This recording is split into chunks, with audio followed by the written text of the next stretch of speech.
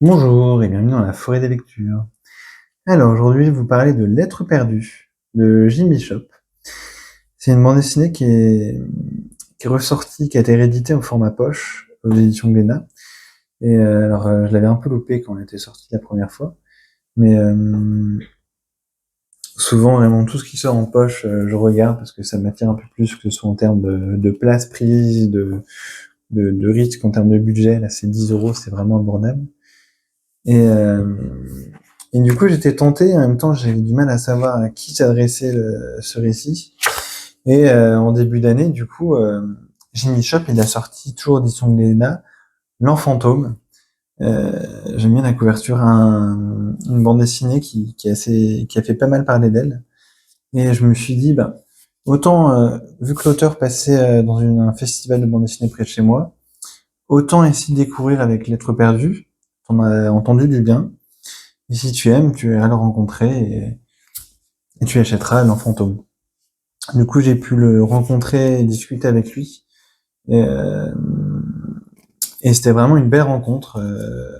Il est très ouvert à l'échange, très agréable et c'était vraiment un chouette moment. Et pour en revenir à Lettres perdues, du coup, c'est une bande dessinée à près de 180 pages, tout en couleur, dans laquelle on suit ce personnage accompagné de son goéland. Et on est dans un récit où du coup il y a des poissons qui parlent, qui font du travail, là, comme c'est un postier. Et on va découvrir petit à petit un peu plus sur cet univers très marin.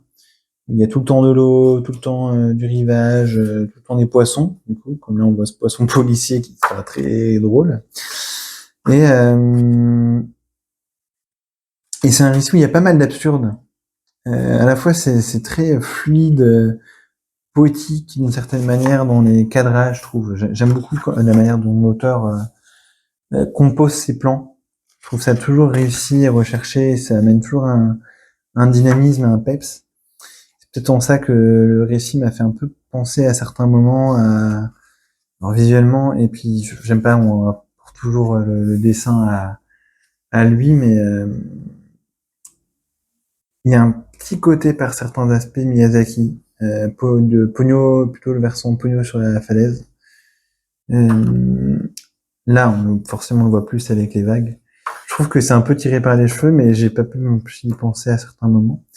Et en même temps, on pense à, c'est encore autant tiré par les cheveux, mais à Bob l'éponge, dans le côté un peu absurde.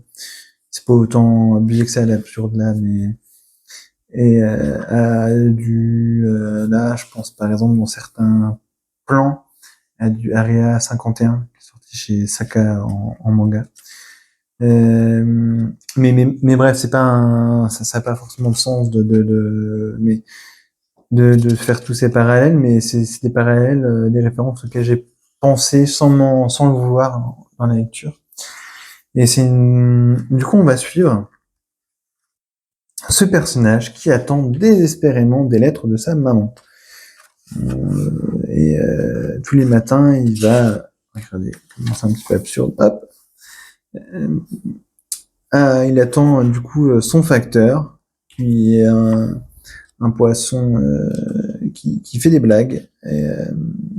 Et on va prendre, enfin, je veux pas tout révéler, mais c'est logique qu'il fasse des blagues par rapport au poisson que c'est. Mais c'est un poisson clown. Et il va dire bonjour à la famille Dubois. C'est une sorte de vie palissade et voir s'il n'y a pas du courrier, parce qu'il dit peut-être que même si moi j'ai pas de courrier, peut-être qu'il arrive chez nos voisins. Et on voit du coup que c'est un personnage qui est totalement en dehors de la réalité et oui, il vit dans l'attente de lettres qui semblent perdues, comme le titre l'indique. Et il va aller du coup voir à la poste si quand même ils n'ont pas égaré ces lettres, ces foutues lettres qu'il attend indéfiniment. Et il va rencontrer du coup cette jeune fille qui livre du coup une mallette en marchant et qui va en avoir marre, qui va faire du stop. Et de cette rencontre va déboucher tout un imbrigado d'événements avec ce troisième personnage récurrent qui est ce flic poisson. On voit que les poissons ont été réhabilités J'allais dire pourquoi, mais c'est dans son histoire familiale, pour pas tout révéler. Et ce poisson qui rêve d'être le policier parfait et qui est en fait totalement con et qui fait à la fois plein de boulettes et qui est un peu ridicule et totalement toujours un peu sauvé par ses collègues. C'est un ton à la fois très je trouve qu'il y a un peps qui se dégage des cases. Déjà, la composition, je l'ai déjà dit, mais elle est toujours très réussie. Et c'est fluide, quoi. Les pages, elles défilent à toute vitesse. J'ai lu ça vraiment en une soirée d'un coup et j'étais fatigué, je vais me coucher. En fait, j'ai pas réussi à m'arrêter. J'ai vraiment lu de A à Z l'histoire. Et, euh, et du coup, c'est une sorte de, de récit qui avance et qui tombe en permanence et qui se rattrape dans une forme d'absurdité comique et qui prend sens dans le récit hein, et en permanence. Et même si il y a un côté très pop, très frais, presque enfantin au dessin, attention, je trouve que c'est pas non plus à recommander à tout le monde parce qu'il y a un côté au final assez triste qui va se dégager, surtout dans les dernières pages. Mais c'est pas non plus, n'allez pas donner ça à un enfant de 6 ans, quoi. C'est déjà, en termes de narration, je suis pas sûr que ça, qu'il va comprendre tout, forcément l'absurdité du propos, et en plus, il y a une sorte de violence intrinsèque qui irait pas. Et, euh, et du coup, on voit un peu les aventures de ce duo qui s'est créé, avec quelques petits flashbacks, là, avec un beau changement de page. Et il y a un côté, ouais, il y a un, très fluide dans la narration qui fait penser au manga, l'auteur lui-même qui aime bien le manga. Et on pense aussi, de temps en temps, je pense que c'est une référence assumée, là on le revoit avec le bateau, à Le Petit Prince, dans cette forme de poésie, de conte poétique un petit peu. Euh, et ce personnage qui pourrait faire penser un peu à un Petit Prince. Euh, Et on avance, et plus ça avance, plus on est dans un déroulé, enfin un défilement d'action.